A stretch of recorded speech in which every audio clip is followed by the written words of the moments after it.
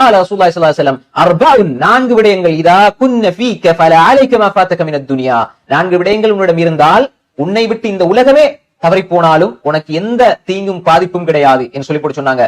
சிதுகுல் ஹதீஸ், பேசினா உண்மை பேசணும், உண்மையை வாழ்க்கையில் எடுத்துக்கொள்ளுங்க, அது மிகப்பெரிய சொத்து. இரண்டாவது வஹிஃபுல் அமானா, அமானிதத்துக்கு பாத்திரமாக, அமானிதத்தை சரிவர நிறைவேற்றக்கூடியவர்களாக, அமானிதத்தை பாதுகாக்கக்கூடியவர்களாக நீங்கள் வாழுங்கள். மூன்றாவது வஹ்சுனுல் குலுக், நல்ல குணங்களை, நல்ல பண்புகளை வாழ்க்கையிலே எடுத்து செயல்படுத்துங்கள். அதே போன்று வஹிஃபத்து மத்அம், உங்களுடைய சாப்பாட்டிலே, உணவிலே, குடிபானத்திலே நீங்கள் ஹலால் ஹராத்தை பேணிக் கொள்ளுங்கள், ஹலாலானதை மாத்திரம் நீங்கள் எடுத்துக்கொள்ளுங்கள். அப்படி எடுத்தா இந்த உலகத்துல நீங்க பெரிய கோடீஸ்வரன், நீங்க கோடீஸ்வரன் எங்க வார்த்தை, நாங்க சொல்ற வார்த்தையில கோடீஸ்வரன், ஆனால் அதையும் தாண்டி இந்த உலகத்திலே நீங்க பெற்றிருக்கின்ற மிகப்பெரிய சொத்துக்கள் இதுதான், இதை விட வேற ஒரு சொத்து கிடையாது என்பதைத்தான் ரசூல் ஸல்லல்லாஹு அலைஹி வஸல்லம் சொல்றாங்க.